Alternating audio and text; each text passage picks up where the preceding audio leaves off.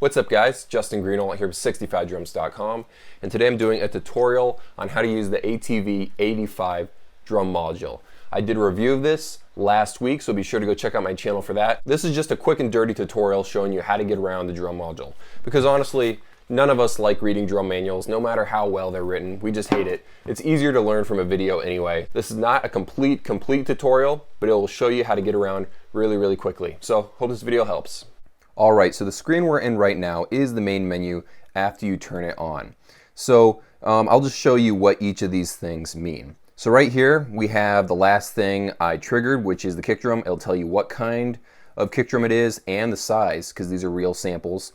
And if you want to go over here, this is where you get all of the individual kits. You can go through them by group right here.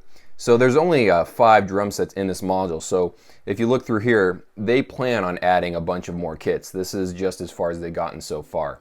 So you don't even need to go through the grouping, just go page over, and that's it. So when you go into the main menu right here, you'll see there are 5 drum kits, and then of course my 2 kits right here.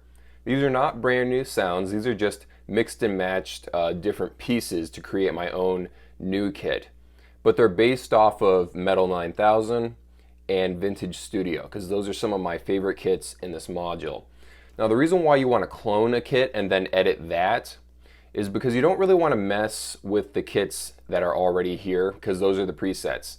Now I'm saying this even though I already do mess with those kits in almost every module I ever get, but it's a better idea just to clone the kit and then edit that kit. So the way to do that is to load a kit and then press this button right here.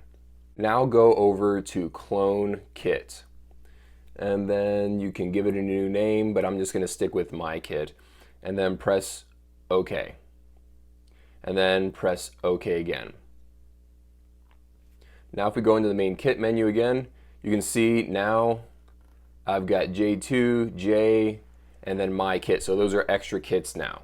So now when you're editing this kit, even though its sounds are exactly the same as the Metal 9000 kit, now you can change it around and not worry about being able to get back to the original sounds that made you like the kit so much, in case you go down that road so far that you mess it up and you want to get started from scratch again. So all you got to do is, I'll load J. If you haven't guessed, J is for Justin. Okay, so if you want to change this sound at all you need to do is go to Instruments, and then now that you're in this page, you can press the down button right here, and you can change what drum you're using for your kick. I'm going to stay with Birch. I believe I was on Birch. And you can actually give it a rating right here. You can go through the ratings, and then you can just quickly find the ones that you liked. And I think that's really useful. I don't think I've actually seen a module that's done that before. And you can press this to listen to how it sounds instead of having to hit the trigger. And if you press page, you can assign how loud the drum is. Usually the kick drum is slightly too quiet, so you can turn that up, and then you can press this button right here to select pan to go, to the right or left speaker. And if you go one more, you can decide what MIDI note is for each of these zones. And since there's only one zone for the kick drum, you just assign that one MIDI note right here. So if you press home or cancel, you'll get out of that and go back to your main screen. Now if you want to adjust any of the trigger settings, you press this far right button right here, and now you're in this menu. Go over to System and then Trigger. And right here you have 2 options right here: Crosstalk, Cancel Wizard, and Trigger Setup Wizard. I didn't really like the Trigger Setup Wizard. I like to just adjust everything manually myself, although you probably want to go through the Crosstalk Cancel Wizard. So let's say you want to set up the triggering yourself. Press page over. Right here you can decide you can tell it what kind of trigger it is, and there's a bunch of different options for like different Yamaha and roll-on triggers. So I've selected the correct one, KD 120, and I've selected the correct brand.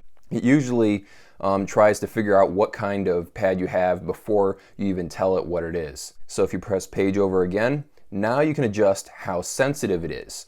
And for softer hitters, you will have to crank up the sensitivity a little bit probably. And then if you go down to here, you can adjust the trigger curve. And that's really, really useful. And if you go over one more, you can adjust the threshold, head rim adjustments. And if you go one page over, or 2 pages over, now you're in the hi-hat pedal setup. So let's say you have a VH11 hi-hat. As you see, I am closing the hi-hat pedal, and once I've decided this is how hard I want to press on the hi-hat pedal, I can press set closed, okay? And then when I release my foot, as you can see, that's how far it's gone. Let's say I want this much pressure to be open. Now that I'm holding my foot in this position, I press set open. And now when I release my foot, it still says those two are the open and closed positions. And then you can adjust the hi-hat pedal sensitivity over there. So let's go back to system settings. If you go over to SD card, you can find out how much space you've used with your custom settings. Right there it tells you. You can also format it. Don't do that, all of your settings will be lost. Now when you're back in the main menu here, if you press edit up here, you can adjust the kit volume. Let's say you want to play to a song on your phone and you've turned up your phone volume all the way, but as you play the drums, it's still, the music is still too quiet in comparison to your drums. What you can do is you can turn down your kit volume and then turn up the overall volume. The problem with this drum module is there's only one overall volume knob. There isn't a knob to adjust mix-in volume or headphone volume. So you will have to play around with the kit volume in order to compensate for that. And the last thing I want to show you quickly is some system presets. So if you go over here to settings and then press system, here you can adjust the LCD contrast. And if you go down, you can adjust the brightness. Because if you're on stage and everything's really dark, this little screen being really bright might be a little bit obnoxious. And if you go down, you can adjust the auto power off. Let's say that you continually forget to turn off your drum module after you leave. You can set it so it turns off by itself after you don't play it for half an hour. Or if you are going to have this drum module on stage, let's say you play for a church and you played the praise and worship set, and then you need to get on maybe an hour later into the service and play another song, you can set this so it doesn't turn off at all. If you press the page over button, now you can adjust what MIDI channel this is going out of. So right now it's automatically set to MIDI channel 10. You can all the way go up to individual, 16, or all the way down to off or 1. I'm going to keep it on 10.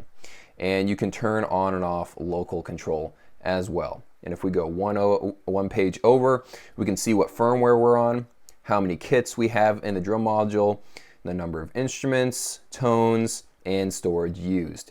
So as you see, I've made 2 additional kits and done a couple of other things. So I've used about 15% of that 8 gigabytes of storage. And I do like that you can see easily in the screen what firmware you're on, because when I first got this drum module, I didn't know if I was up to date or if I needed to go on their website and download a firmware update. So I found out, yes, I was on the current version. So that's where you can find out whether or not you are up to date. All right. And that's the majority of the stuff in this drum module. I'm sure I've forgotten a thing or two, but there's not a ton to talk about with this drum module. They basically want you to turn it on and start playing. Thanks for watching. I make a new video about electronic drums every single Sunday. So if you want to see all those, go check out my channel. I will see you guys next week.